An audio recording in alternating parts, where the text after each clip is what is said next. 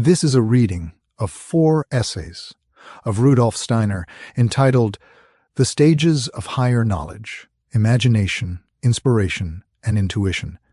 This is essay number 1, entitled The Stages of Higher Knowledge. In my book titled How to Know Higher Worlds, the path to higher knowledge has been traced up to the meeting with the 2 guardians of the threshold.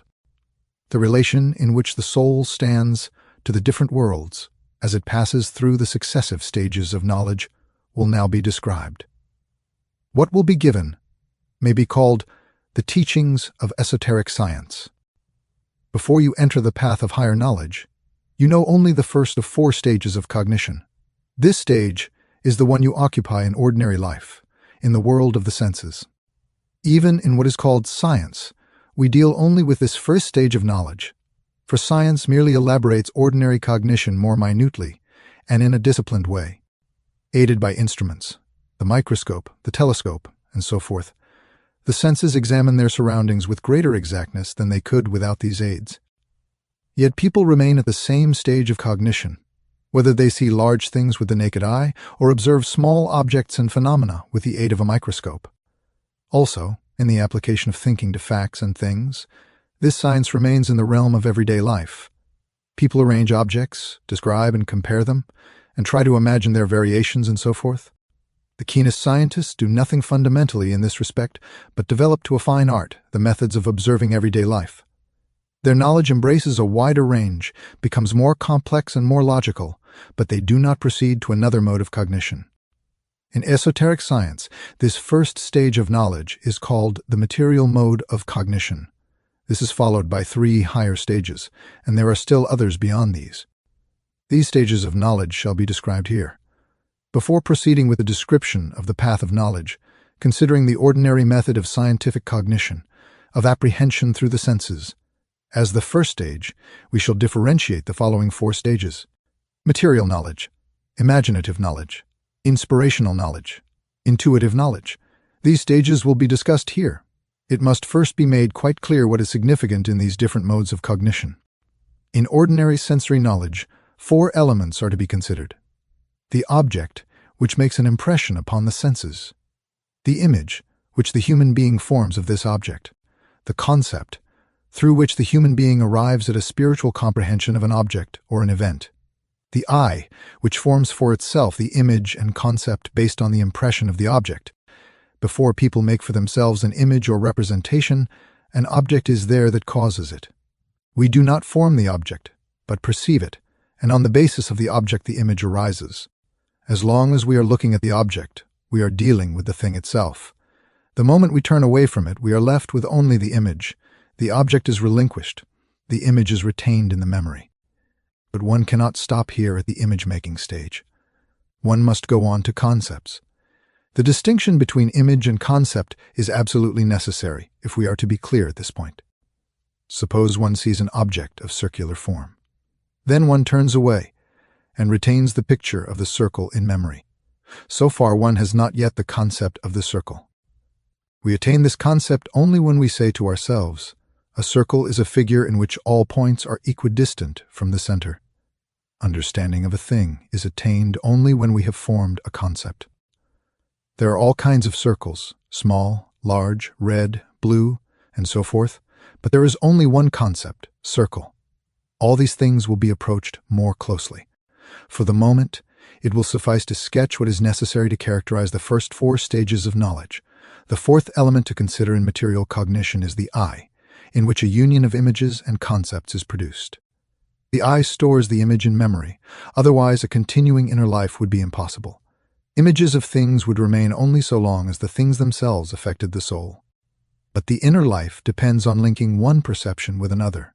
The eye directs itself to the world today because, in the presence of certain objects, images from yesterday of similar objects arise. It is obvious that soul life would be impossible if the image of a thing could be held only as long as the thing itself was present. In relation to concepts also, the eye forms the unity. It combines its concepts, and so makes a survey, evokes an understanding of the world. This linking of concepts is what occurs in forming judgments. A being having only loosely connected concepts would not find a way in the world. All human activity depends on our capacity to combine concepts, that is, to form judgments. The material mode of cognition rests on the fact that human beings receive impressions through the senses of things and representations of the outer world. We have the power of sensing or sensibility. The impression received from outside is also called sensation. Therefore, in material cognition, 4 elements have to be considered: sensation, image, concept, and I. At the next higher stage of knowledge, the impression made upon the outer senses, the sensation, falls away. There is no longer any outer sensory object. Of the elements to which we are accustomed in ordinary knowledge, there remain only the 3, image, concept, and I. Ordinary knowledge, in a healthy individual, does not create an image or concept unless an object confronts the outer senses. The I then remains inactive. Anyone who forms images for which the corresponding sensory objects do not actually exist lives in fantasy. But esoteric students acquire this very faculty of forming images without the stimulus of an external sensory object. With them, something else must take the place of outer objects. They must be able to form images although no object touches their senses. Something must step in to replace sensation. This something is imagination. At this stage, images appear to the esoteric student in exactly the same way as if a sensory object were making an impression. They are as vivid and true as sensory images, yet they are not of material but of soul-spirit origin. The senses remain entirely inactive. It is evident that individuals must first acquire this faculty of forming meaningful images without sense impressions. This is accomplished through meditation and through the exercises that have been described in the book titled How to Know Higher Worlds. Those who are confined to the sensory world live only among images that have reached them through the senses. Those who are imaginative have a world of images received from a higher source. Careful training is needed to distinguish illusion from reality in this higher image world. When such images first enter our soul, we tend to say, "Ah, that's just fancy, a mere product of my thought life." This is quite understandable, for people today are accustomed to calling real only what is given on the certain basis of sensory evidence, with no effort on their part. They must first become accustomed to accepting things that originate from a different side as real. In this respect, we cannot guard too carefully against becoming visionaries. The capacity to determine what is real and what is illusory in these higher regions comes only from experience, and such experience must become our own in a quiet, patient inner life. We must be fully prepared to expect the tricks that illusion plays upon us everywhere. The possibility lurks that images will emerge from delusions of the outer senses or of abnormal life. All such possibilities must first be done away with. One must first completely close off the sources of fantasy. Only thus can one come to true imagination. At this point, it will be clear that the world that one has entered in this way is not only just as real as the world of sense, but much more real. At the 3rd stage of knowledge, images no longer appear. We now have to deal only with concepts and the I, whereas at the 2nd stage a world of images still surrounds us. At the 3rd stage, such images are no longer present. We live wholly in a purely spiritual world. Those accustomed to holding strictly to the senses will be tempted to believe that this world is pale and ghostly, but that is not at all the case. Nothing about the world of images at the 2nd stage is pale or shadowy, unlike the images that remain in memory after the outer objects are no longer present. However, the pictures of imagination have vivacity and comprehensiveness that do not compare to the shadowy memory pictures of the sensory world, even those of the glittering and ephemeral physical world itself. Yet this too is only a shadow compared to the realm of imagination. Now, the world of the 3rd stage of knowledge. Nothing in the sensory world can even suggest its wealth and abundance. What was sensation at the 1st stage of cognition and imagination at the 2nd here becomes inspiration. Inspiration gives the impressions, and the I forms the concept. If anything in the sensory realm can be compared with this world of inspiration, it is the world of tone opened to us by our sense of hearing. Here, however, we are not dealing with the tones of earthly music, but with purely spiritual tones. One begins to hear what is going on at the heart of things. The stone, the plant, and so on become spiritual words. The world begins to express its true nature to the soul. It sounds strange, but it is actually true that at this stage of knowledge we hear spiritually the grass growing. A crystal form is perceived as sound. An opening blossom speaks to us. Those who are inspired can proclaim the inner nature of things. Everything rises before the soul as though from the dead, in a new kind of way. They speak a language that stems from another world, and that alone can make the everyday world comprehensible. Finally, at the fourth stage of knowledge, inspiration also ceases. Of the elements customarily observed in everyday knowledge, the I alone remains to be considered. The attainment of this stage by the esoteric student is marked by a definite inner experience. This experience manifests in the feeling that we no longer stand outside the things and events that we recognize, but within them. The image is not the object, but merely its imprint. Neither does inspiration yield the object itself, but only tells of it. But what now lives in the soul is in reality the object itself. The I has flowed forth over all beings. It has merged with them. The actual living of things within the soul is intuition. When it is said of intuition that through it we slip gradually into all things, this is literally true. In ordinary life we have only one intuition, namely that of the I itself, for the I can in no way be perceived externally. It can be experienced only in the inner life. A simple consideration will make this fact clear. It is a consideration that has not been applied by psychologists with sufficient exactitude. Unimpressive as it may seem to one without full understanding, it is of the most far-reaching significance. It is as follows. A thing in the outer world can be called by all of us by the same name.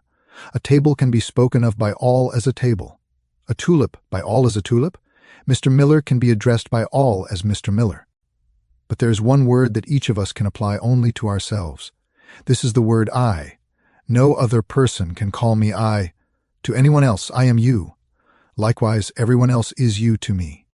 Only I can say I to myself. This is because each person lives not outside, but within the I. Similarly, in intuitive cognition, one lives in all things. The perception of the I is the prototype of all intuitive cognition. Thus, to enter all things, one must first step outside the self. We must become selfless in order to blend with the I of another being. Meditation and concentration are the sure means by which to approach this stage of cognition, like the earlier ones. Of course, they must be practiced in a quiet and patient way. Those who presume that they can violently or forcefully rise to higher worlds are mistaken. Giving ourselves over to such beliefs would be expecting the realities of a higher world to meet us, as do phenomena of the sensory world. The worlds to which we may rise are rich and vivid, yet they are also delicate and subtle. Whereas the sensory world is coarse and crude, the most important thing to be learned is that we must accustom ourselves to regard as real something wholly different from what is so designated in the realm of the senses. This is not easy. It is for this reason that so many who might willingly tread the esoteric path are frightened away at the first steps. One had expected to encounter things like tables and chairs and instead find spirits. But since spirits are not like chairs and tables, they seem like illusions. The only thing wrong is the unusualness. One must first acquire the right feeling for the spiritual world. Then one will not only see, but also acknowledge what is spiritual. A large part of esoteric training is concerned with this right acknowledgement and assessment of the spiritual. The state of sleep must first be considered if we are to arrive at any understanding of imaginative cognition. As long as we have attained no higher stage than material cognition, the soul truly lives during sleep, but is incapable of perception in the world in which it dwells while asleep. In this world it is like the blind among material objects. Such a one lives in the world of light and color, but does not perceive them. From the outer sensory organs, the eye, the ear, the ordinary brain activity, and so forth, the soul has withdrawn in sleep. It receives no impressions through the senses. Now what is it doing during sleep? It must be realized that in waking life the soul is continually active. It takes in the outer sense impressions and works upon them. That is its activity. It stops this during sleep, but it is not idle. While sleeping, it works upon its own body. This body is worn out by the activity of the day. This expresses itself in fatigue. During sleep, the soul occupies itself with its own body in order to prepare it for further work when it again awakens. We see from this how essential proper sleep is for bodily well-being. Accordingly, those who do not sleep sufficiently hinder their souls in this necessary repair work upon the body. The consequence must be that the body deteriorates. The forces with which the soul works upon the body during sleep are the same through which it is active in the waking state. But in the latter case, they are applied for absorbing the impressions of the outer senses and working upon them. Now, when imaginative cognition approaches in us, part of the forces directed upon the body in sleep must be employed in another way. Through these forces are formed the spiritual sense organs that provide the possibility for the soul not merely to live in a higher world, but also to perceive it. Thus, the soul during sleep works no longer merely upon the body, but also upon itself. This work results from meditation and concentration, as well as from other exercises. It has often been stated in my writings about higher knowledge that the particular directions for such exercises are given only from one individual to another.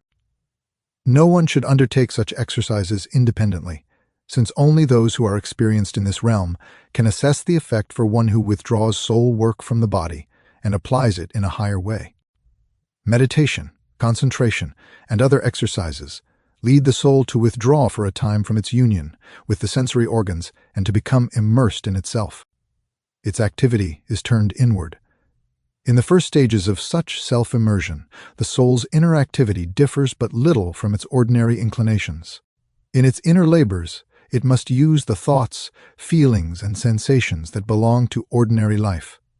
As the soul becomes accustomed to being somewhat blind and deaf to the material environment and to living within itself, it gains capacity for inner accomplishments. Accomplishments through immersion in the inner life bear fruit first in the sleeping state. At night, when the soul is freed from the body, what was stimulated in it by the day's exercises works on. Organs take shape within it through which it connects with a higher reality exactly as it had through the outer sense organs with the physical world.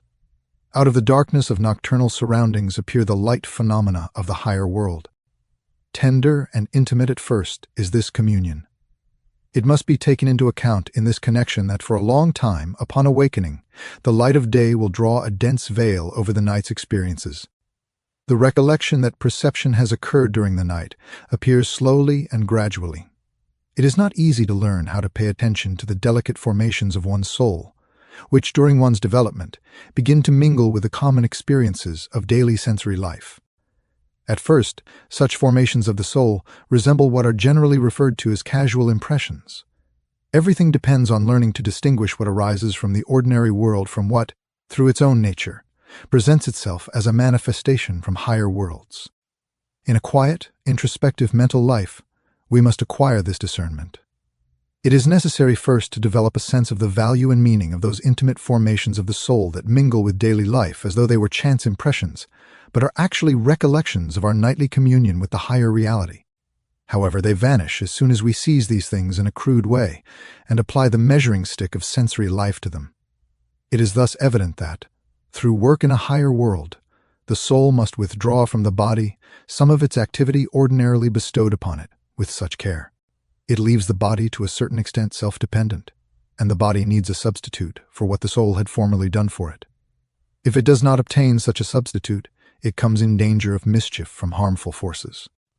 For one must in this regard be clear that we are continually subjected to the influences of our surroundings. Actually, we live only through the influences of these surroundings. Among these, the kingdoms of visible nature come under consideration first. We belong to this visible nature. We could not live if there were no mineral, plant, animal kingdoms, or other human beings around us. Imagine an individual being cut off from the earth and lifted into surrounding space. Such a person would perish instantly as a physical being, just as one's hand would wither if cut away from the body. Just as it would be a great illusion if a human hand believed it could exist without the body, equally great would be the illusion of those who maintain that they could exist as a physical being without the mineral, vegetable, and animal kingdoms, and without other people. In addition to these kingdoms, however, are three others that generally escape people's notice, the three elemental kingdoms. They exist, in a sense, below the mineral kingdom. Beings exist who do not condense into the mineral condition, but who are nonetheless present and influence human beings. Further information on the elemental kingdoms can be found in my book titled Cosmic Memory, and in remarks about them in my title Theosophy. We are thus exposed to influences from kingdoms of nature that, in a sense, must be called invisible. When the soul works on the body, much of its activity involves regulating the influences of the elemental kingdoms so that they are beneficial to human beings. As soon as the soul withdraws part of its activity from the body, detrimental forces of the elemental kingdoms may take hold of it. This is a danger of higher development. Therefore, we must be careful that as soon as the soul is withdrawn from the body, the soul is accessible only to beneficial influences from the elemental world. If this is disregarded, an ordinary person deteriorates to a certain extent physically and morally, despite having gained access to higher worlds. While the soul dwells in the higher regions, pernicious forces insinuate themselves into the dense physical body and the etheric body. This is why certain bad qualities, which before higher development had been held in check by the regulating power of the soul, may now show themselves through lack of caution. When they enter higher worlds, people formerly of good moral character may, under such circumstances, reveal all kinds of low inclinations, increased selfishness, untruthfulness, vindictiveness, wrath, and so on. Those alarmed by this fact need not be deterred from rising to the higher world, but they must be careful to prevent such occurrences. Our lower human nature must be fortified and made inaccessible to dangerous elemental influences. This can be brought about by consciously cultivating certain virtues presented in writings on spiritual development. This is why they must be carefully sought. They are the following. First, we must, in a fully conscious way, in all things, focus continually on the permanent, distinguishing the imperishable from the transitory and turning our attention toward it in all beings and phenomena. We can suppose or discern something that remains after the transitory appearance has faded away. If I see a plant, first I can observe it as it presents itself to the senses. No one should neglect to do this. For anyone who has not become thoroughly familiar with the perishable aspect will not detect the eternal in phenomena. Those who fear that fixing attention on the spiritually imperishable will cause them to lose the freshness and naturalness of life do not really understand the nature of this process. When I look at a plant in this way, it can become clear to me that within it is a lasting, living impulse that will reappear in a new plant when the present plant has long since crumbled to dust. We must adopt such an attitude in our whole approach to life.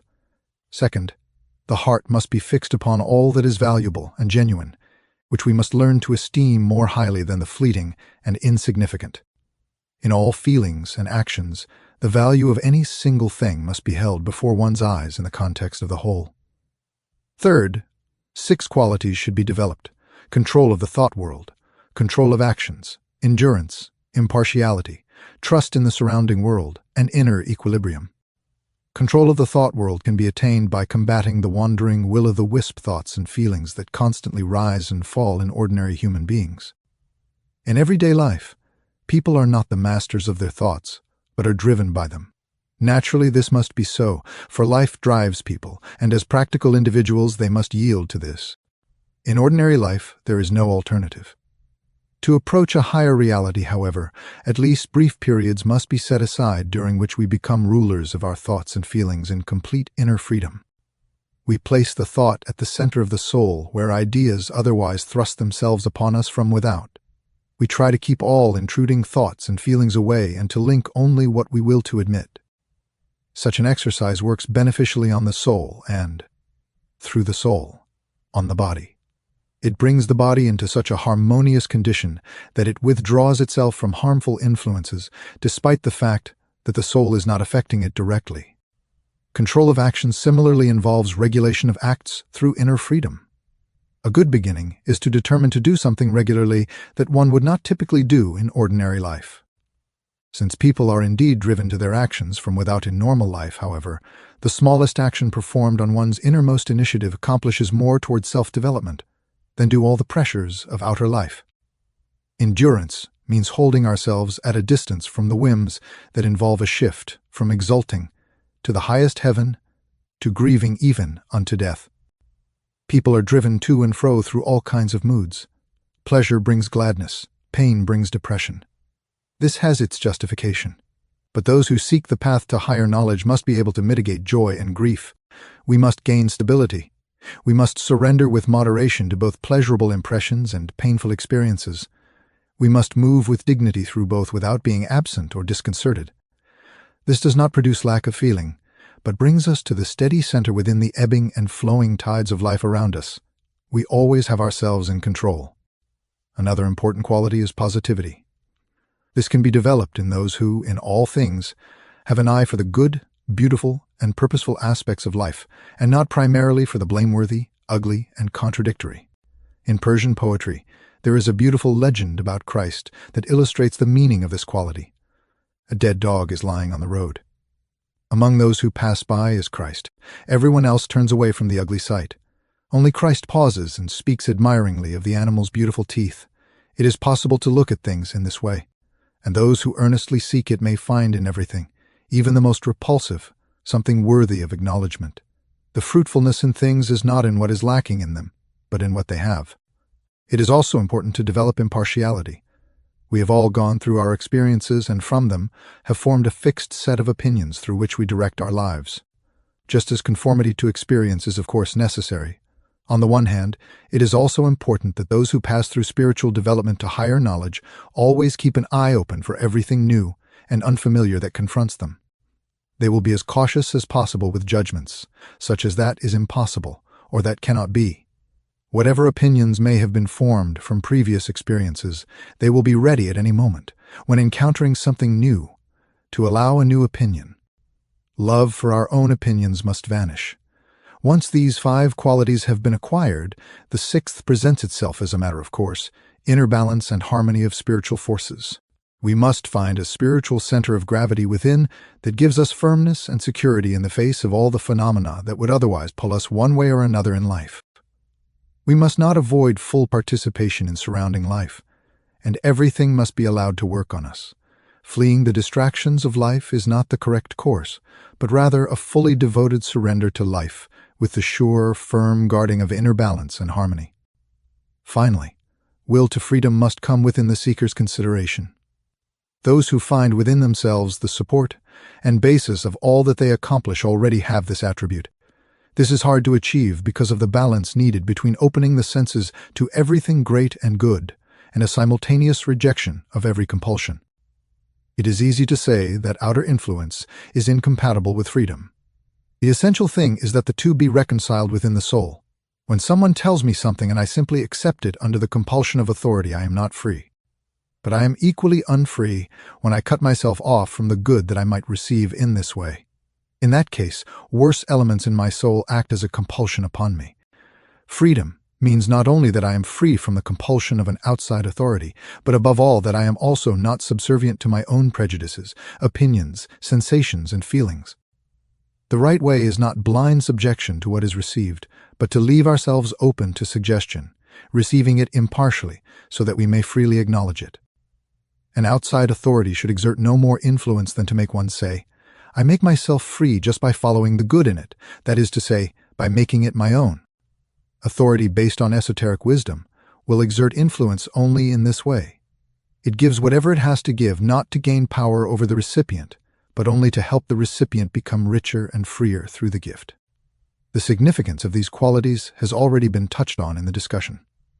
It showed their relationship to the development of the 12-petaled lotus flower in the region of the heart and to the currents of the ether body connected with it. From what has been said, it is now evident that these qualities enable the seeker to dispense with those forces that formerly benefited the physical body during sleep, and which now, because of one's development, must be gradually withdrawn from this task.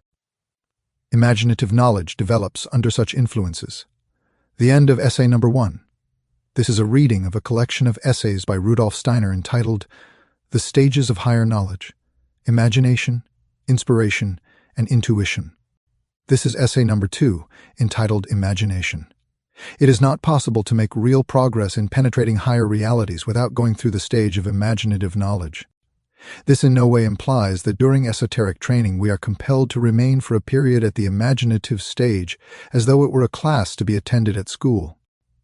In certain instances this may be necessary, but it is certainly not a general rule. It depends entirely upon what we as esoteric students have experienced before taking up esoteric training. It will be shown in this discussion that the spiritual environment of the esoteric student is important in this regard, and that, depending on our orientation to this spiritual environment, diverse methods have been instituted for walking the path of knowledge. It can be of the utmost importance to know what follows if one is preparing to undergo esoteric training. Not merely as an interesting theory does this come into consideration, but as something by which manifold practical points of view can be gained. If one is to succeed on the path to higher knowledge, it is often said by those striving toward a higher development, "I wish to become perfect spiritually. I wish to develop a higher self within me, but I have no desire for the manifestations of the astral world." This is understandable when one takes into consideration the descriptions of the astral world found in books dealing with such things. There, to be sure, appearances and beings are mentioned that bring all sorts of dangers to people. It will be said that under the influence of such beings we may easily suffer harm to our moral disposition and mental health. It will be brought home to the reader that in these regions the wall dividing the good from the evil path is as a spider's web in thickness, and at the plunge into immeasurable abysses the fall, into utter depravity, lies all too near. It is of course impossible simply to contradict such assertions. Yet in many cases this view of walking the esoteric path is in no way correct. The only reasonable point of view is that no one should be deterred from traveling the way of higher knowledge because of dangers, but that in every case strict care must be taken to weather the dangers. It may happen that one who asks an esoteric teacher's guidance will be counseled to postpone actual training for a time and first undergo certain experiences of ordinary life, or learn things that can be learned in the physical world. It will then be the task of the esoteric teacher to give the seeker the right instructions for accumulating such experiences and learning such things. In most cases, the esoteric teacher will be found to proceed in this way. If then you are sufficiently attentive to what happens to you after you have come into contact with the esoteric teacher, you will be able to observe many things. You will find that henceforth things happen to you as if by accident, and that you can observe things to which you would never have been exposed without a link with that esoteric teacher. If students do not notice this and become impatient, it is because they have not been attentive to what has happened to them. It should not be believed that the influence of the teacher upon the student will show itself in distinctly visible tricks of magic. Such influence is really an intimate matter, and those who would explore its nature and essence without first undergoing certain stages of esoteric training will surely err. Students injure themselves in every case in which they become impatient toward the prescribed waiting time. Their advance will not be rapid on this account. On the contrary, one's progress would be slowed down by beginning too soon the training for which one often impatiently awaits. If students allow the waiting time, or the other advice and hints from the esoteric teacher, to influence them correctly, they will actually prepare themselves to hold their ground in the face of certain trials and dangers that approach when they encounter the unavoidable stage of imagination. This stage is unavoidable, because those who seek communication with the higher world without having passed through it can do so only unconsciously and are condemned to fumbling in the dark. We can acquire some faint sense of this higher world without imagination. Without it, we can certainly attain a sense of being united with one's God or one's higher self. But we cannot come in this way to true knowledge in full consciousness and bright, luminous clarity. Therefore, all talk about coming to terms with the inferior spiritual worlds, the astral and the devachanic, being unnecessary, or that the only thing necessary is to awaken the God within, is no more than illusion. Those who are satisfied with this should not be interfered with in their efforts, and an esotericist would not interfere in this way. The true esotericism has nothing to do with such talk. It makes no demand upon anybody to become a student. In those who seek its discipline, however, it will not just awaken a dim perception of themselves, but will try to open their spiritual eyes to the realities of higher worlds. Of course, the divine self is in everyone, in every created being. The divine self is also contained and active in stones, plants, and animals. It is not important to feel and know this in a general way, but rather to establish a living connection with the manifestations of the divine self. Just as we can mutter repeatedly that this world contains the divine self veiled within it and yet know nothing of the physical world, likewise those who seek the divine kingdom of spirit only in vague and indeterminate generalities know nothing of higher worlds. We need to open our eyes and see the revelation of deity in the phenomena of the physical world, in a stone or a plant, and not merely dream away all these as mere appearances, with the true form of God somehow concealed behind them. No, God reveals himself in his creations, and those who would know God must first learn to know the true essence of these creations. Therefore, we must also learn to see what really goes on, and what lives in the higher worlds if we wish to know the divine. The consciousness that the God-human dwells within us can at best offer a beginning. Experienced in the right way, however, such a beginning leads into the higher world. But this is possible only for those in whom the spiritual senses have been developed. Any other view leads only to the thought that one will remain as one is and attain only what is possible for one to attain. In this way, however, the goal of the esotericist is to become a different human being in order to behold and experience things other than the customary ones. It is precisely for this purpose that passage through imaginative knowledge is necessary. It has already been said that this stage of imagination need not be conceived of as a school class that must be gone through. It is to be understood that, particularly in present-day life, there are those who bring with them preconditions that enable an esoteric teacher to evoke in them inspired and intuitive knowledge simultaneously, or nearly so, with the imaginative. But it should in no way be understood that any person can be spared passage through the imaginative stage. The cause of danger inherent in imaginative knowledge has already been pointed out in my book titled, How to Know Higher Worlds. The cause is that, upon entry to that world, human beings, in a certain sense, lose the ground beneath their feet. The source of their security in the physical world is for the moment, and to all appearances, entirely lost. Upon perception of something in the physical world, it is asked, whence comes this perception? This is done mostly unconsciously, but it is quite unconsciously clear that the causes of the perception are objects outside in space. Colors, sounds, and odors radiate from these objects. Colors would not be seen floating free in space, nor sounds heard without consciousness, arising as to the objects to which these colors pertain as qualities, and from which these tones arise.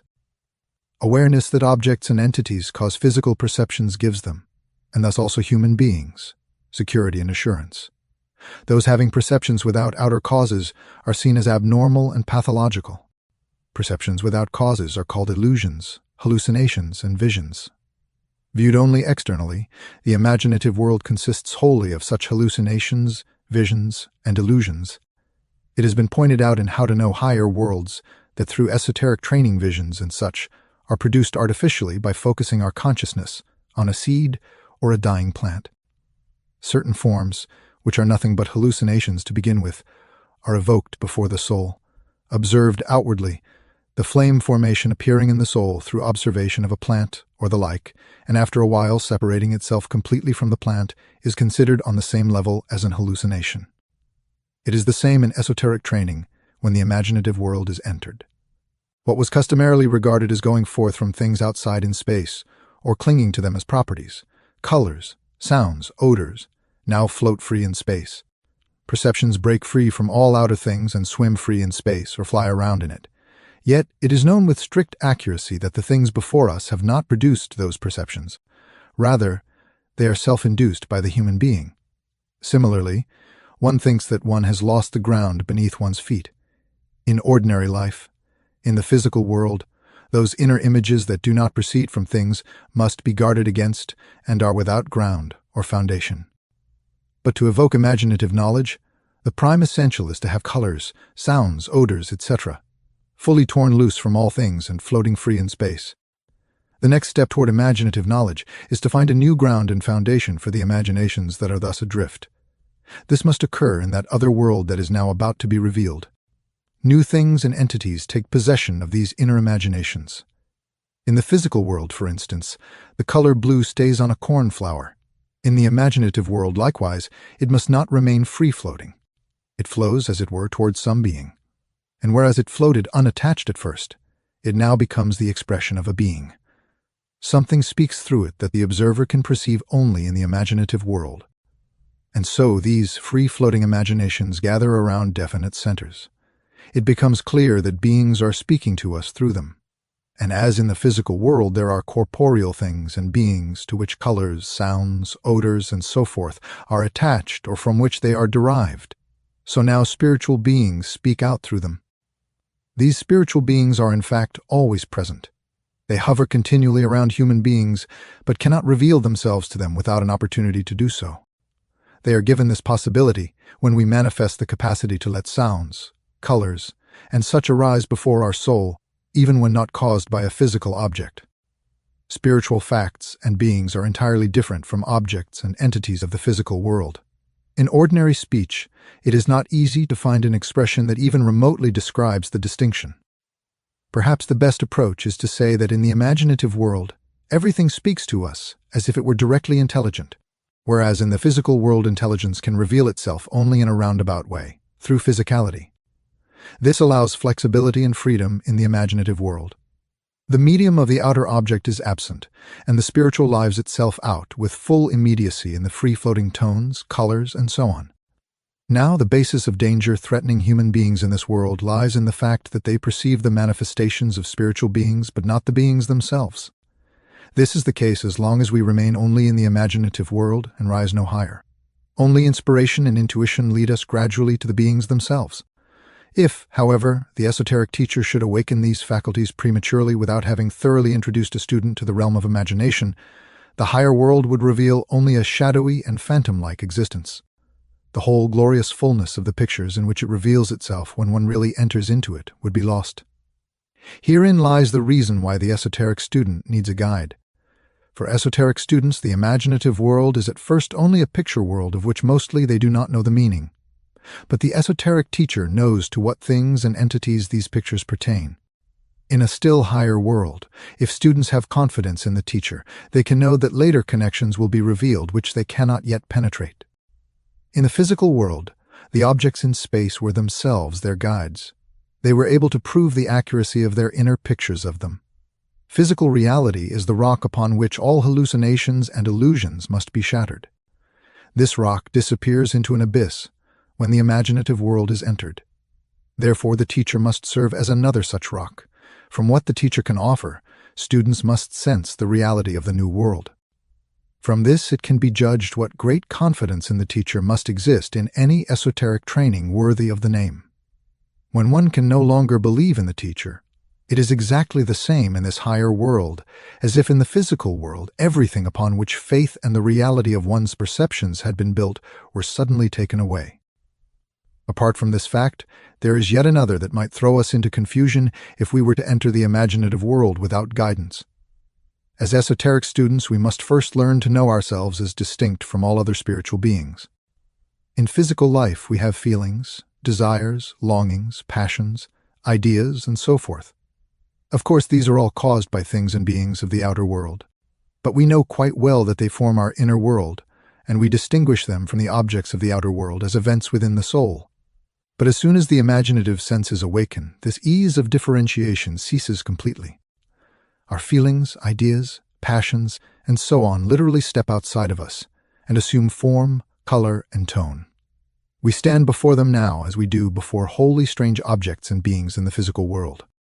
It will be understood that such confusion can become complete. When we recall what was said in the chapter titled Some Results of Initiation in How to Know Higher Worlds, it describes the way that the imaginative world appears to the observer. All appears reversed, as in a reflection. What flows from us seems as though it were coming toward us from outside. A wish that we cherish changes into a form, say, that of some fantastic-looking animal or an entity resembling a human being. It appears to attack us or cause us to do one thing or another. Thus it can happen that we appear to ourselves as surrounded by a wholly fantastic, often charming and seductive or horrible world of fluttering forms. In reality, these are simply our thoughts, wishes, and passions transformed into images. It would be a great error to believe it easy to distinguish between this self transformed into images on the one hand and the real spiritual world on the other. At first, it is downright impossible for a student to make this distinction. An identical picture can come from some spiritual being that speaks to us, or from something in the interior of the soul. And if our development is unduly precipitate at this point, there is danger of never learning to separate the two in an orderly fashion. The greatest caution is the rule in this regard. Now the confusion will be still greater, in that the soul's wishes and desires clothe themselves in images of an opposite character from what they really are. It may be assumed, for instance, that vanity clothes itself in a picture in this way. It may appear as a charming shape, promising wonderful things if its demands are met. Its pronouncements seem to set goals that are thoroughly good and worthy. When followed, however, they plunge one into moral and other kinds of ruin. Conversely, a good soul quality can clothe itself in unpleasant garb. At this point, only a true knower can differentiate. and only one who is not susceptible to weakening in the correct goal remains steady in the face of the seductive artifices of the soul's imagery. From these considerations, one will recognize a need for the guidance of a teacher who, with a sure sense, makes the student attentive to what is fantasy and what is true in this realm. There is no need to believe that a teacher must always stand just behind the student. The presence of the teacher close to the esoteric student in space is not what matters most. Certainly there is the moment when such spatial presence is desirable, and also when it is absolutely necessary. On the other hand, the esoteric teacher finds means of remaining in touch with the student even when physically far removed. Moreover, it must be observed that much of what takes place between teacher and student in this sphere, when they meet, can go on working often for months, and perhaps for years afterward. But there is one thing that must surely destroy the necessary link between teacher and student. This happens if the student loses confidence in the teacher. It is especially bad when this bond of confidence has been broken before the student has learned to distinguish the illusory reflections of one's soul from reality. Now it could be argued at this point that, if a connection with the teacher occurs in this way, the esoteric student loses all freedom and independence. We give ourselves, so to speak, wholly into the hands of the teacher. This is in truth, however, not at all the case. The various methods of esoteric training certainly differ from one another with respect to dependence upon the teacher. Such dependence can be required to a greater or a lesser degree, and it is greatest in the methods that were followed by Eastern esotericism, which even today teach it as their own. This dependence is less in so-called Christian initiation, and strictly speaking, its complete omission comes on the path of knowledge that, since the 14th century, has come to be advanced by the so-called Rosicrucian esoteric schools. On this path, the teacher can in no way be disregarded.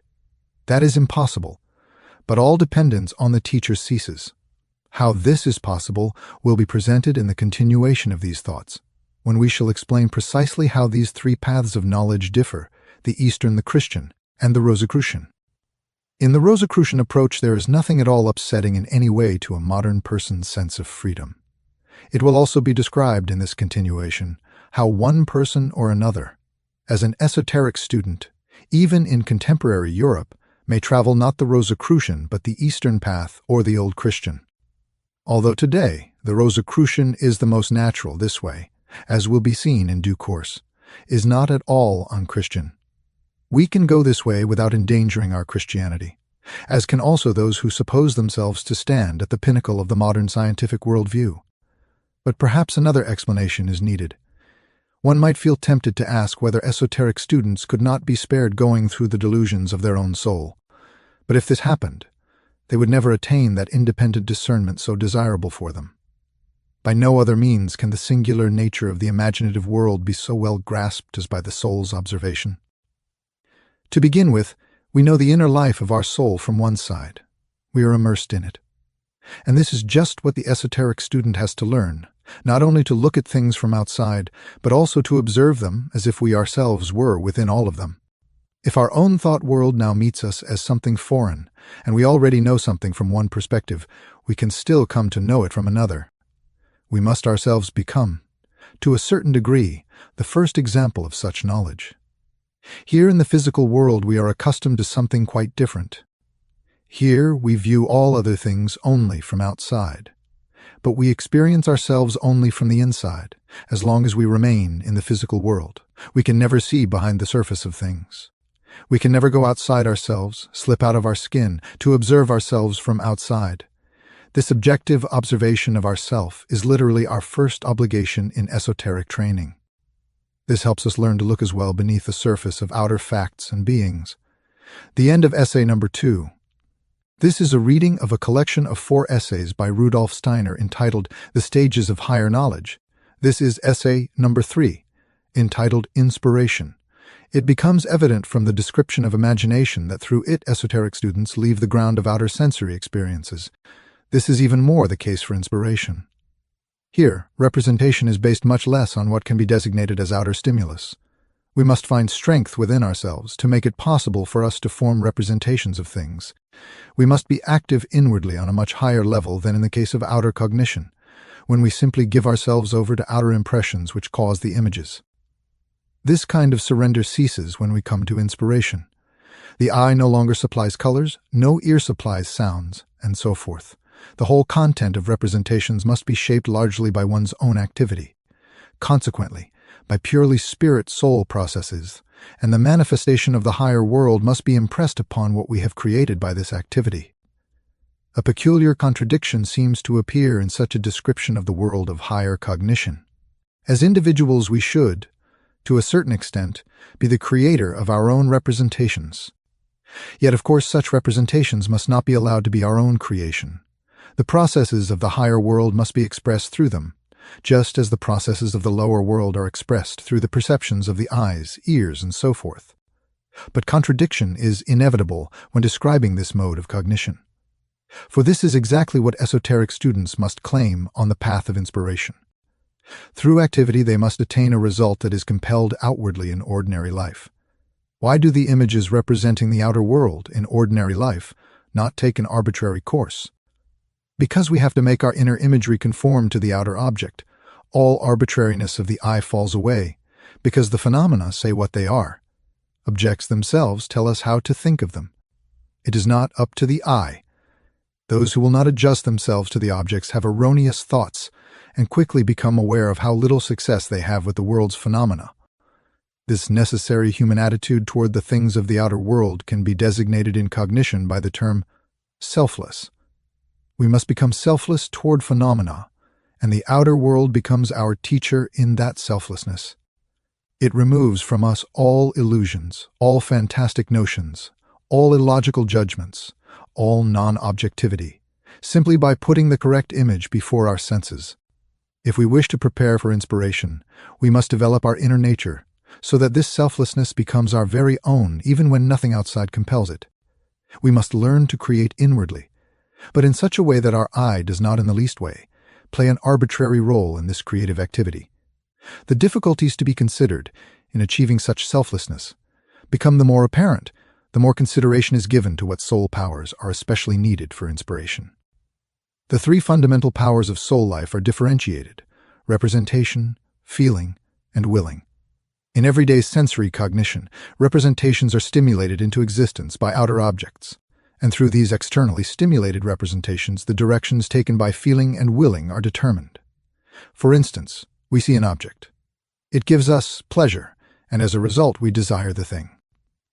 Pleasure is rooted in feeling, and through feeling the will is aroused, just as feeling has itself received its stamp from thinking. But the ultimate foundation of thinking, feeling, and willing is the external object. Another example might be a man who witnesses an event. It frightens him. He runs away from the scene of the event. Here, too, the outer occurrences are the initial cause. They are perceived through the senses, becoming representation. The feeling of fear springs up, and the will, expressing itself as running away, is the result. In inspiration, any outer object of this kind falls away. The senses do not come into play for a perception, therefore they cannot give rise to representations. From this side, no influence is exerted upon feeling and willing. Yet it is precisely from these two, as out of a mother substance, that representations for inspiration arise and grow inwardly. If the mother substance is healthy, true representations will arise. If unhealthy, errors and illusions arise as certainly as inspirations that originate in healthy feeling and willing can be revelations from a higher world. So certainly do errors, delusions, and fantastic notions concerning a higher world spring from confused feeling and willing. Esoteric training therefore undertakes to indicate how we may make our feelings and will impulses productive in a healthy way for inspiration. As in all matters of esoteric training, the need here is for an intimate regulating and forming of soul life. First of all, certain feelings must be developed, those known only to a slight degree in ordinary life. Some of these feelings will be hinted at here. Among the most important is a heightened sensitivity to truth and falsehood, to right and wrong. Certainly the ordinary human being has similar feelings, but they must be developed by the esoteric student in a much higher measure. Suppose someone has made a logical error. Another sees this mistake and corrects it.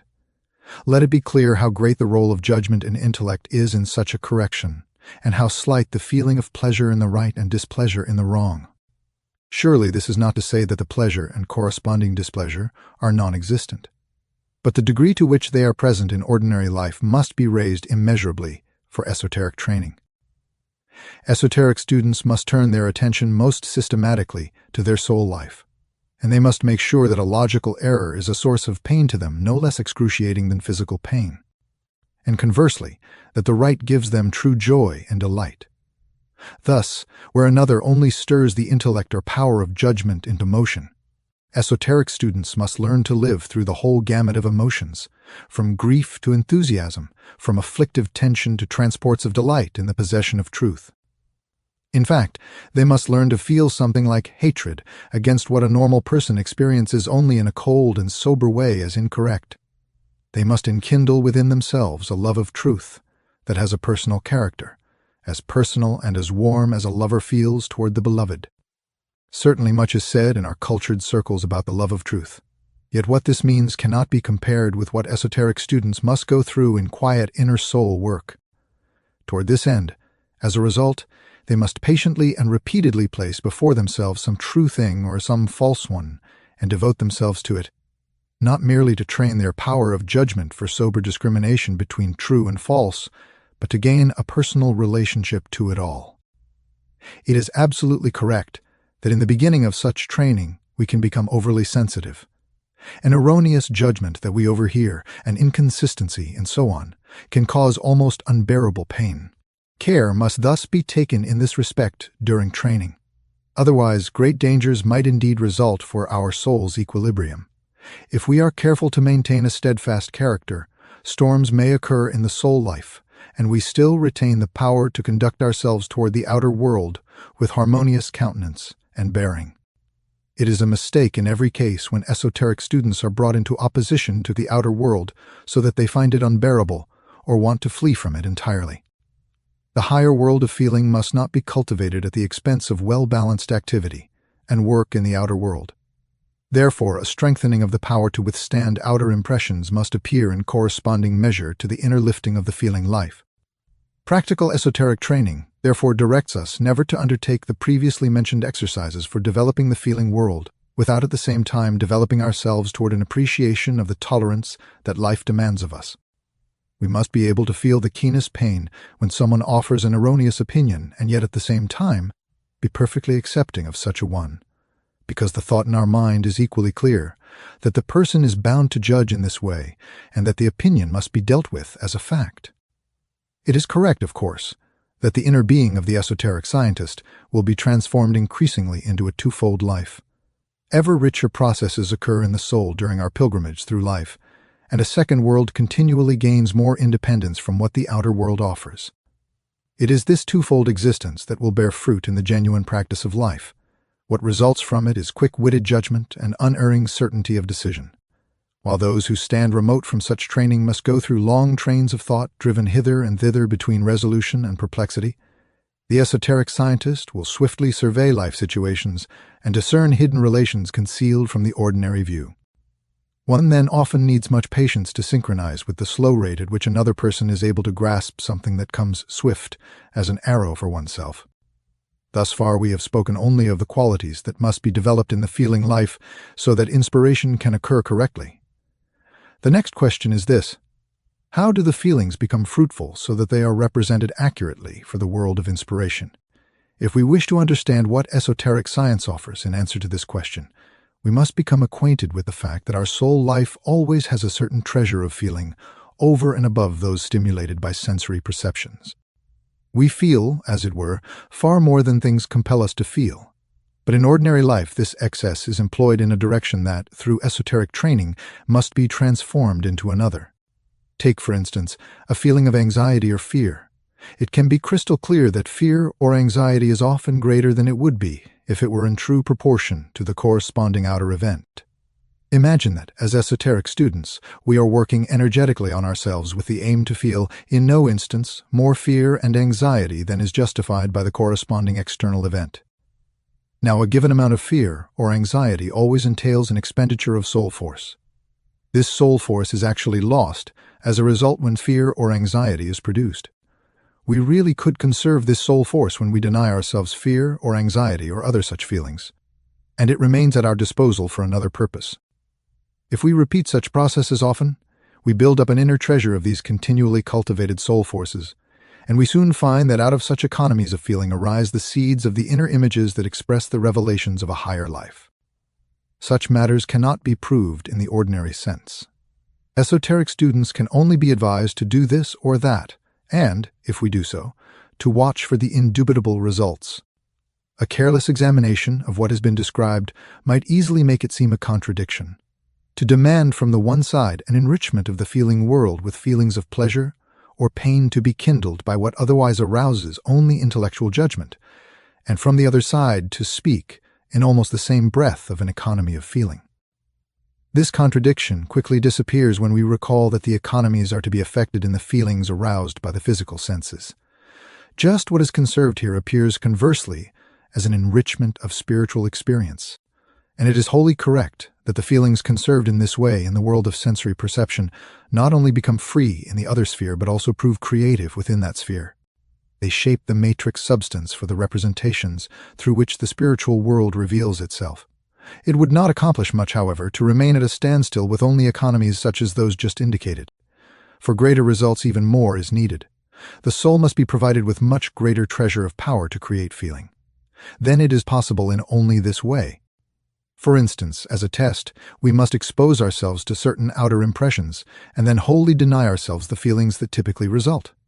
We must, for example, face an event that typically excites the soul while absolutely and totally forbidding ourselves such excitation.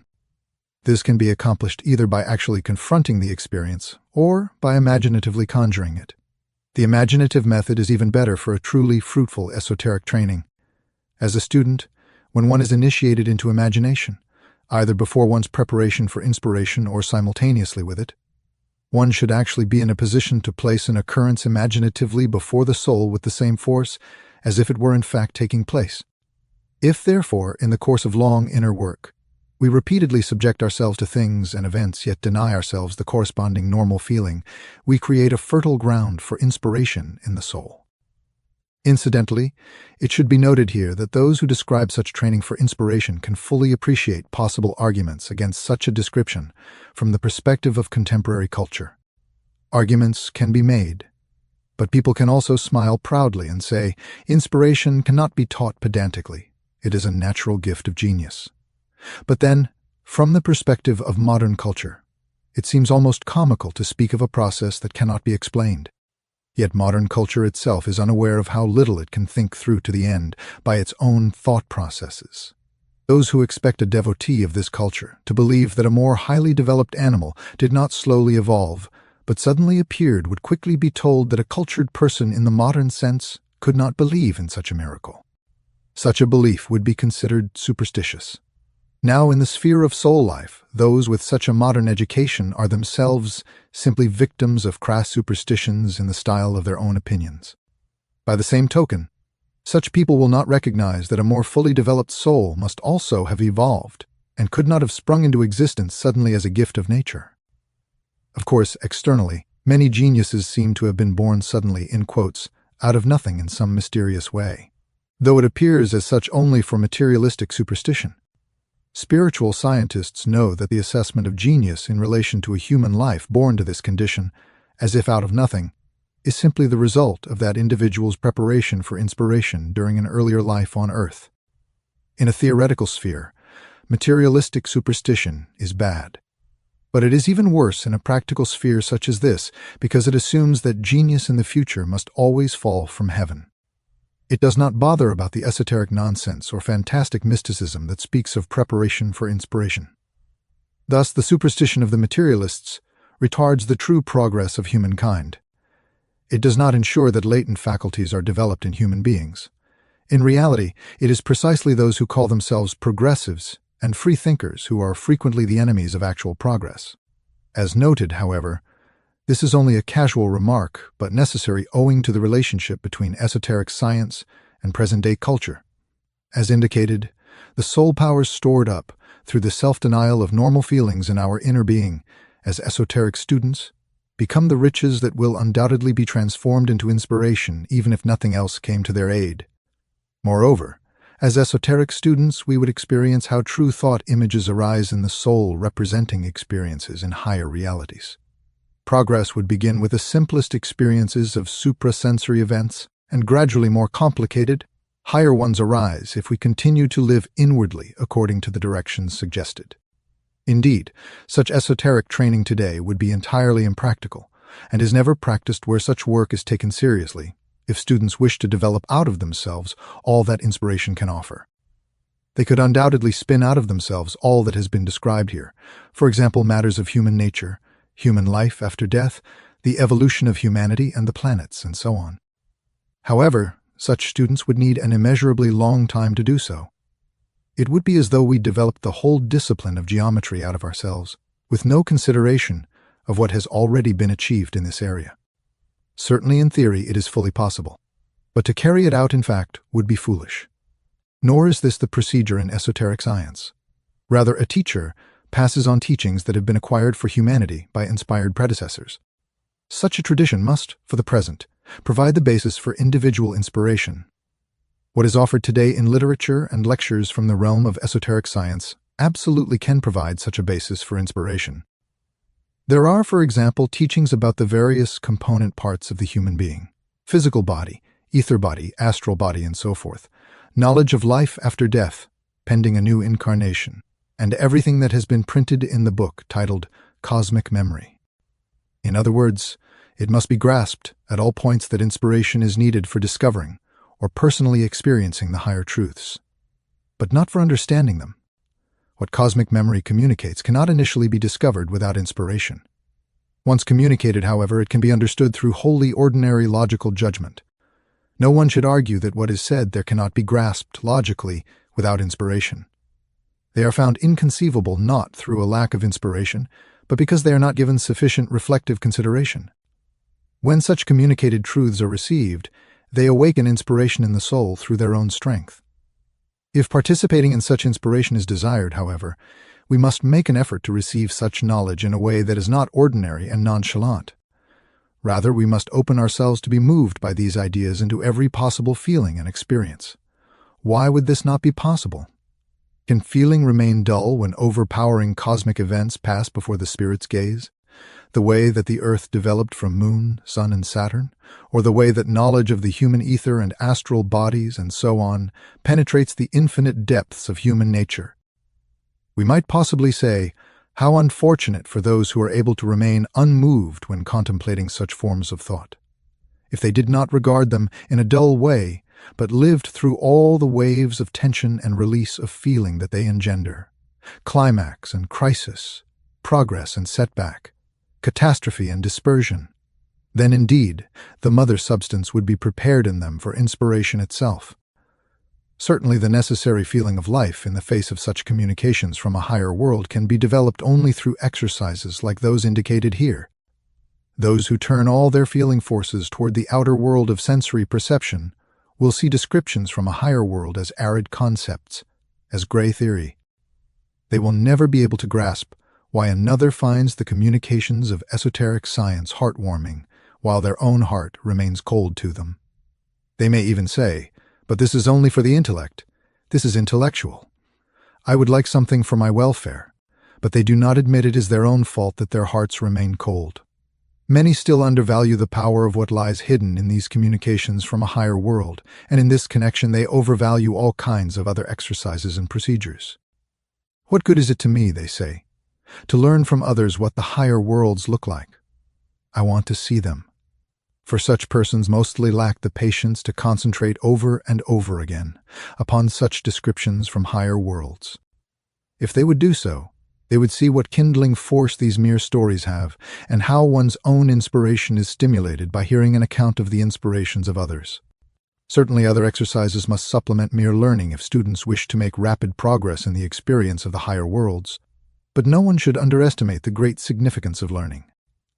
In any case, no hope can be given that we will make rapid conquests in the higher worlds through any exercises whatever, unless we also set out to ponder incessantly upon the communications, purely narrative, that have been given from a competent source about the events and beings of the higher worlds. Now that such communications are actually being presented in literature and in lectures, and so forth, and the first indications are also being given for the exercises leading to knowledge of higher worlds, it has now become possible to learn something of what was formerly communicated only in strictly guarded esoteric schools. As frequently mentioned, owing to the special conditions of our time, these things are necessarily published. But on the other hand, it must be continually emphasized that while it has become easier to acquire esoteric knowledge, we should not yet completely dispense with the sure guidance of an experienced esoteric teacher. Cognition through inspiration leads us to the experience of processes in the invisible worlds, as for instance, the evolution of humanity and the Earth and its planetary embodiments. When we consider not only processes in these higher worlds but also beings, then intuition must enter as a mode of cognition. What occurs through such beings is discerned through imagination in pictures and in laws and relationships through inspiration. But to come face to face with the beings themselves, intuition is needed. We will explain later how inspiration becomes articulate in the world of imagination, how inspiration permeates imagination as spiritual music, and thus becomes the means of expression for the beings who are to be known through intuition. Then intuition itself will also be dealt with. Here we will merely point out that what is designated intuition in esoteric science has nothing to do with the application of the word intuition in current popular use. Such use of the word refers to a more or less uncertain notion in contrast to clear cognition arrived at logically through intellect or reason. In esoteric science, intuition is not vague and uncertain, but a lofty mode of cognition full of the most luminous clarity and the most unquestionable certainty. The end of essay number 3. This is a reading of a collection of 4 essays by Rudolf Steiner entitled The Stages of Higher Knowledge. It consists of 4 essays. This is the last essay, essay 4, entitled Inspiration and Intuition.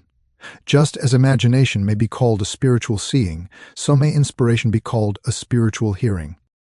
Of course, it must be quite clear that the word hearing means hear, a perception even further removed from sensory hearing in the physical world than sight in the imaginative astral world is removed from seeing with the physical eyes.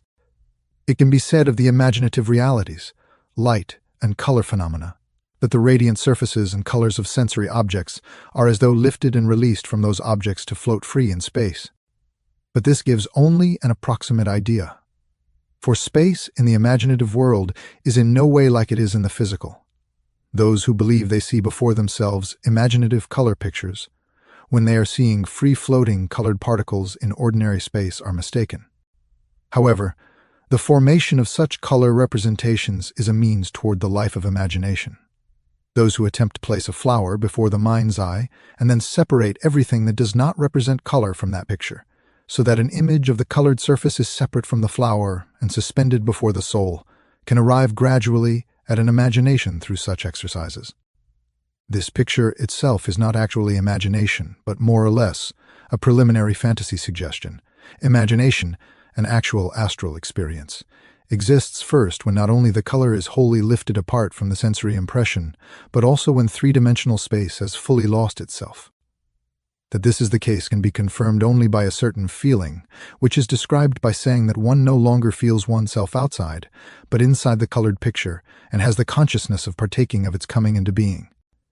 If this feeling is not there, if we remain before the thing as before a sense-bound color picture, then we are dealing not yet with real imagination, but with something fanciful.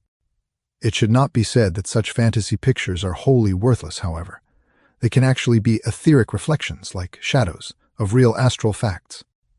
As such, they have their own value in esoteric scientific training. They can form a bridge to true astral imaginative experiences.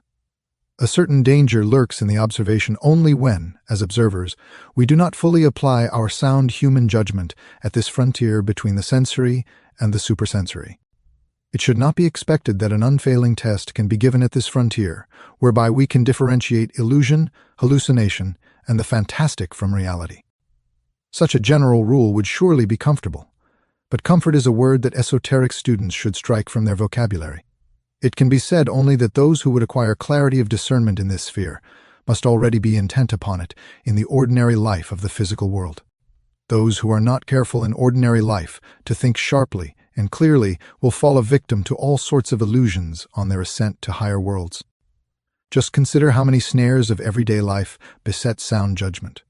How often people do not see clearly what exists, but rather what they desire. In how many cases do people believe something not because they have discerned it, but because it is more acceptable to one's belief. Consider the errors that arise because we do not get to the bottom of something, but form a hasty judgment. All these reasons for deception in ordinary life might be multiplied infinitely. Biased feelings, passion, and so forth play many tricks on sound judgment. If such errors of judgment in ordinary life are disturbing and often disastrous, they become the greatest conceivable danger to the well-being of supersensory experience. Beyond advice to do everything possible for one's healthy power of discernment and for sound independent judgment, no general rule can be given to students for guidance in the higher worlds.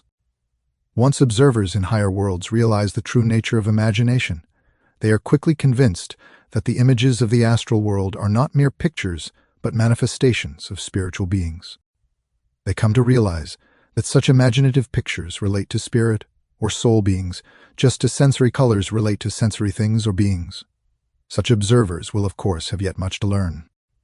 They must learn to discriminate between color formations that are opaque and those that are quite transparent and inwardly clear and radiant.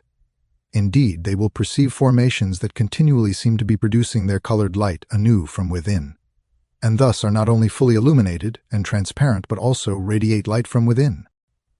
They will link the opaque formations to lower beings, the clear luminous ones to intermediate entities. The inwardly radiant ones will be for them manifestations of higher spiritual beings. If we would arrive at the truth about the imaginative world, we must not form too narrow a concept of spiritual sight.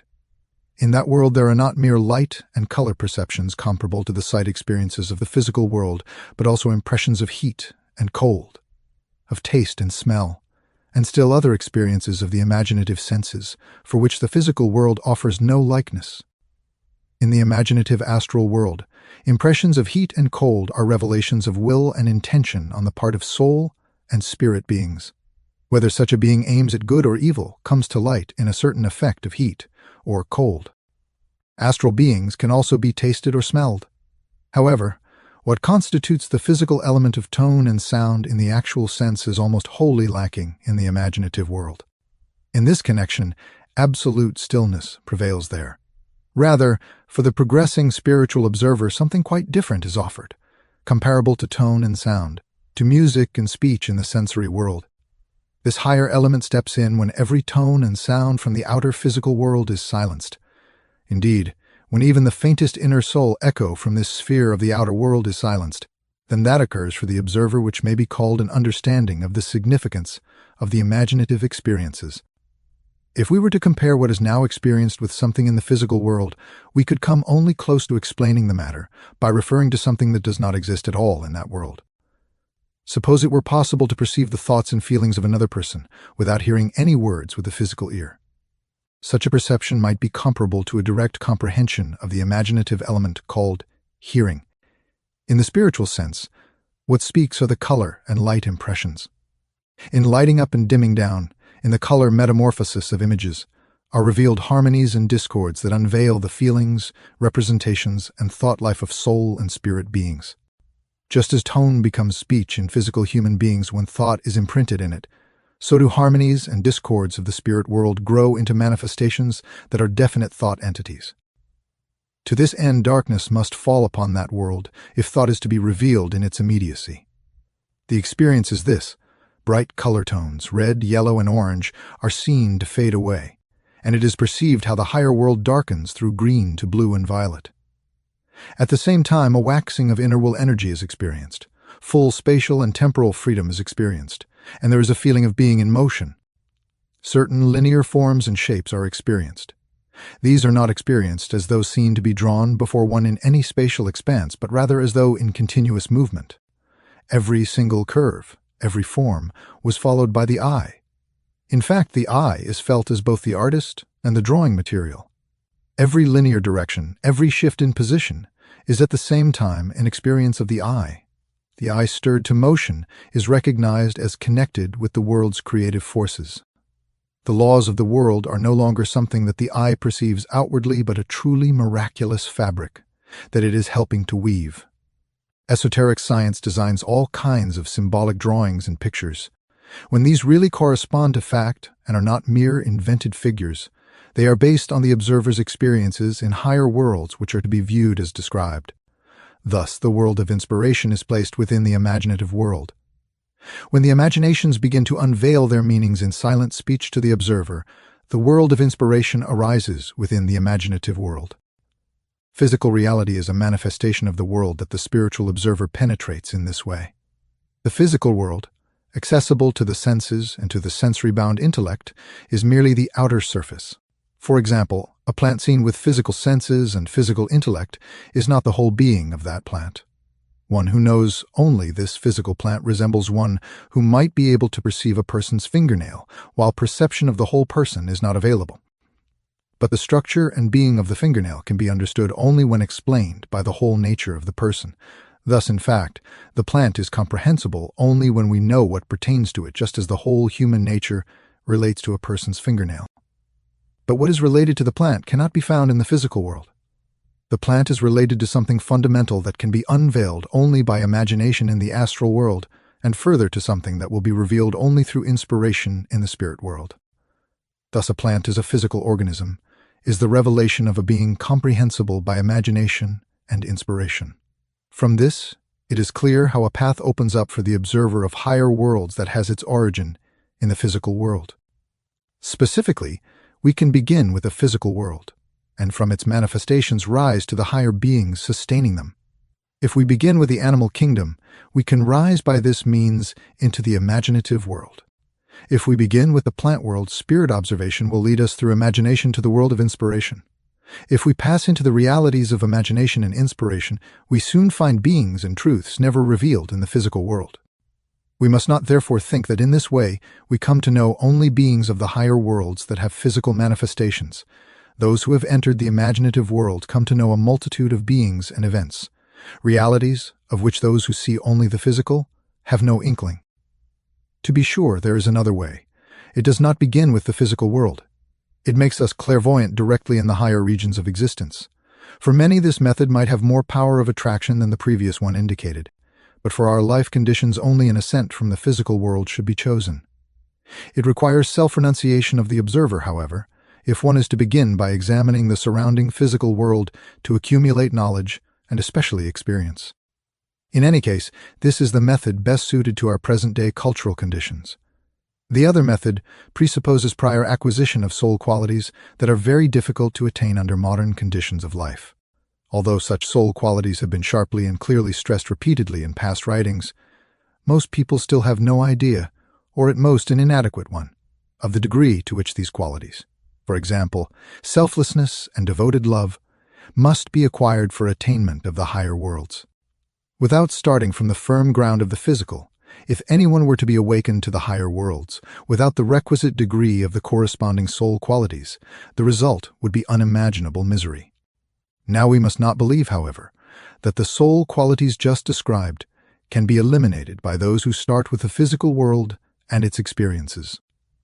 To believe this would also be an error having serious consequences, but such a start allows for the gradual acquisition of these qualities in the measure, and above all the form that is possible, given the conditions of our present life. Another thing comes into consideration in this regard. If we begin with the physical world as indicated, a living connection is retained with this physical world in spite of the ascent into higher worlds. A full understanding continues for all that happens in it, as well as the full energy to work in it. Indeed, this understanding and energy increase in a most helpful way precisely through knowledge of the higher worlds in every area of life, even in what seems most ordinarily practical. A knower of the higher worlds will work better and more usefully than one who does not know, provided one has preserved a living connection with physical reality. But those who awake in the higher spheres of existence, without starting from the physical world, are too readily estranged from life. They become hermits confronting others without understanding or sympathy. Indeed, some people of incomplete development in this sense, not of course those with perfect development, even look down with a certain disdain at experiences of the physical world with feelings of superiority and so on. Instead of heightened sympathy toward the world, such people become spiritually hardened and self-seeking. Truly, such temptation is not slight, and those striving for ascent into the higher realities would do well to pay attention to it. From inspiration, the spiritual observer may rise to intuition. In terms of esoteric science, this word denotes, in many ways, the exact opposite of the way it is often used in ordinary life. In the ordinary sense, intuition denotes a notion dimly felt to be true, but one that nonetheless lacks a clear conceptual definition. We see in that meaning a preliminary step toward knowing, not knowing itself. An idea of this nature may, according to that definition, illuminate a great truth like a flash of lightning, but it can initially have value as knowledge when based on conceptual judgment. Sometimes also intuition designates something felt as truth of which one is fully convinced, but which one will not weigh down with intellectual judgment. People who become acquainted with spiritual scientific knowledge often say, "That was always clear to me, intuitively." All this must be put aside completely if the term intuition is to maintain its true significance as intended here. In this application, intuition is not a mode of cognition that lags in clarity behind intellectual knowledge, but one that far surpasses it. With inspiration, the experiences of the higher worlds speak their meaning. The observer lives in the qualities and actions of the beings of these higher worlds. If, as described, we follow the linear shape of a figure with our eye, we know that we are not within the being itself, but within its qualities and functions. In imaginative cognition, we actually experience a feeling of not remaining outside, but of being inside the color images. But we know with equal clarity that those color images are not independent beings themselves, but qualities of such beings. With inspiration, we are conscious of becoming one with the activities of such beings, or the manifestations of their will. In intuition, we merge for the first time ourself into that of a self-contained being. This cannot happen in the right way unless the merging takes place not by the effacement but by completely maintaining our own being. Any loss of oneself in another being is harmful. Therefore, only the I, highly fortified within itself, can plunge into another being without damage. We grasp something intuitively only when the feeling has arisen within which a being is expressing itself and whose nature and inner content are as one's own I. If we examine a stone with our outer senses and try to understand its peculiarities with the intellect and through common scientific resources, we learn about only the outer aspect of that stone. As spiritual observers, we proceed to imaginative and inspired knowledge. By dwelling within inspiration, we can reach an additional feeling which may be characterized as follows. Suppose you observe a man on the street. First, he makes a fleeting impression upon you as the observer. Later, you become better acquainted with him, and a moment arrives when you become friends, so that soul opens to soul.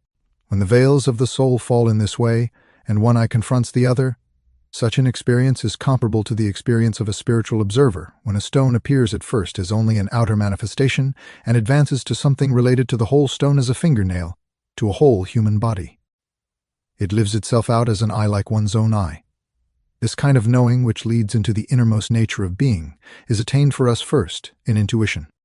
In the discussion of inspiration, it was mentioned the transformation that the spiritual observer's inner soul constitution must undergo to arrive at this mode of cognition. In this connection, it has been said, for example, that a false conclusion must extend its effect not only to the intellect but also to the sensory nature. It must cause grief and pain, and that the observer must systematically cultivate such an inner experience. Of course, as long as such pain springs from the sympathies and antipathies of the I and from biased attitudes, preparation for inspiration cannot be considered sufficient. Such involvement of the soul is far removed from the inner sympathy that the I must feel for the pure truth. If it would arrive at the stated goal, it cannot be overemphasized that every kind of overriding interest in ordinary life, such as pleasure and pain in relation to truth and error, must be silenced first. And then a wholly different kind of interest, with no self-seeking, must enter before anything can be done toward cognition through inspiration. This one quality of the inner soul life is, however, only one means of preparation for inspiration. There are unlimited others that must be added to it. As spiritual observers refine themselves more in relation to what has already served for inspiration, they will be better equipped to approach intuition.